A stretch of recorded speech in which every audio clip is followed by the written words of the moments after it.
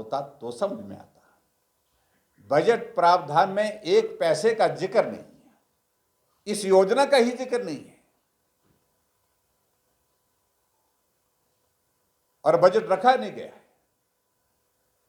Budget पारित होने के 5 दिन के बाद प्रेस कॉन्फ्रेंस करके मुख्यमंत्री कहते हैं क्योंकि लोकसभा का चुनाव आ गया, लोकसभा के चुनाव में हम कैसे जाएंगे लोगों के बीच में, इस बात का डर मन में था। इस कारण से उन्होंने तय किया कि ये करना पड़ेगा। दबाव आया और उसके बाद उन्होंने प्रेस कॉन्फ्रेंस के 4-5 मिनट की प्रेस कॉन्फ्रेंस में एक घोषणा करके धन्यवाद किया आप सबका।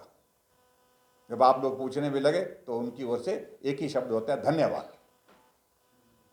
धन्यवाद करके चले गए। जब बजट प्रावधान नहीं है, और हमने चुनाव आयोग में इस बात के लिए कहा कि इंदिरा गांधी जी के फोटो के साथ और उसके साथ साथ में मुख्यमंत्री के फोटो के साथ चुनाव आचार संहिता लागू होने के बावजूद वो फॉर्म भरे जा रहे हैं, क्या गलत किया उसमें? अगर आपको ईमानदारी से अगर महिला सम्मान निधि देनी तो 15 महीने में किसने आपके हाथ बांध के रखे? क्या इस प्रश्न का उत्तर है आपके पास? ये बार बार जिस प्रकार से झूठ बोल करके गुमराह करने की कोशिश की जा रही है और हमारी माताओं बहनों को जलील करने के एक तरह के मैं कह सकता हूं ये प्रयास है, जो दुर्भाग्यपूर्ण है। इसमें सफलता नहीं होगी, मैं बड़ा साफ कह रहा हूं।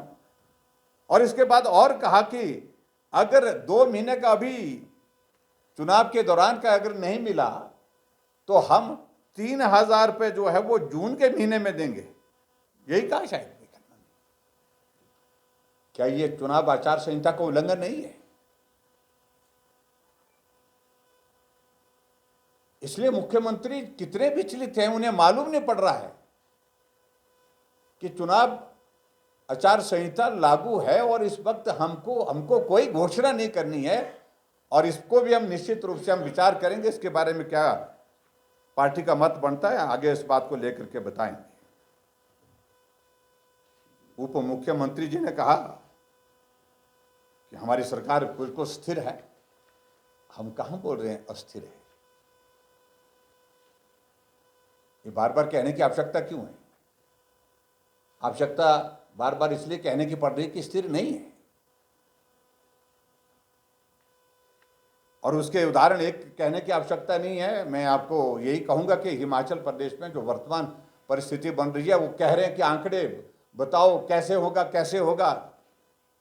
हम इस बात को लेकर के कुछ आंकड़ों में नहीं जाना चाहते, तो हम तो इतने ही कहते हैं कि राज्यसभा के बारे में भी यही कहा जाता था कि 1 आदमी होगा, 2 आदमी होंगे, 3 आदमी होंगे। हम तो 43 है, 43 हैं। जब राज्यसभा के सिलसिले में भी यही कहा जा रहा था कैसे होगा, जो हो गया आपके सामने है। कांग्रेस के विधायकों ने कांग्रेस से विवश होकर के कांग्रेस पार्टी छोड़ने के मन के साथ बड़ा कदम उठाया,